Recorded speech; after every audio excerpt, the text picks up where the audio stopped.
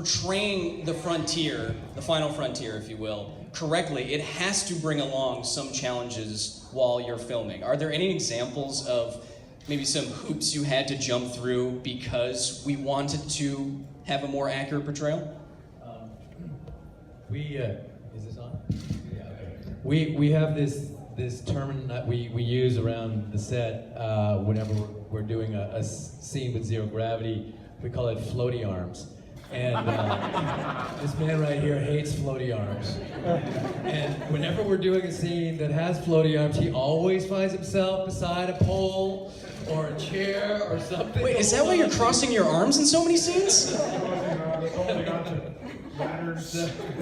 So, and we've had astronauts come in and movement coaches come in to kind of help us with accurate zero gravity performance. But it is like when you're trying to act and you're doing a really dramatic scene, and all of a sudden, and you lean on something and there's gravity and there's not supposed to be gravity. It's like, oh, God damn it! Do the scene again. Like you can't lean on that, so that poses a problem sometimes. I do remember a scene one time where we suddenly came into zero gravity and we were passed out. And we really practiced a lot on getting the movement right of what it's like to be able to move in zero gravity. We had a choreographer come out, like he said, and show us how to do it. And it was one of the first times that we were doing it. And what the choreographer taught us is if you just use certain muscles, your arm goes up clumsy, like, you know, because you're not in control of it.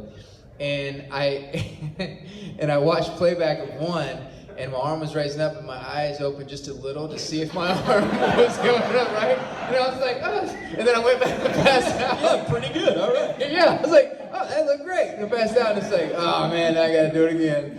So. Hey, Kara, I wonder, just from, I think having a group of people separated from the rest of the planets long enough to have their own language is a fascinating thing that we don't see in a lot of sci-fi. How hard is it to speak Belter? Because it seems difficult. It seems like there's a range of different portrayals of it.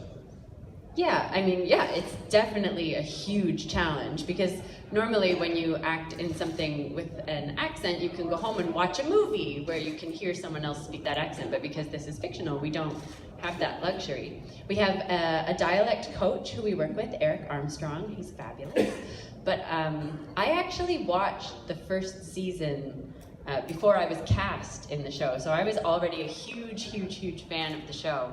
So I auditioned with the Belter accent. Oh, nailed it. Yeah, I got nailed it. So I watched Jared Harris. I watched him do his monologues over and over as I was prepping for that audition. So I definitely came into the audition and started doing it, and the casting director was like, "What is that?" I was like, "Don't worry, they'll on the show." So they'll know. So yeah, it's definitely a huge challenge, but it's one of my favorite parts of the show. Yeah.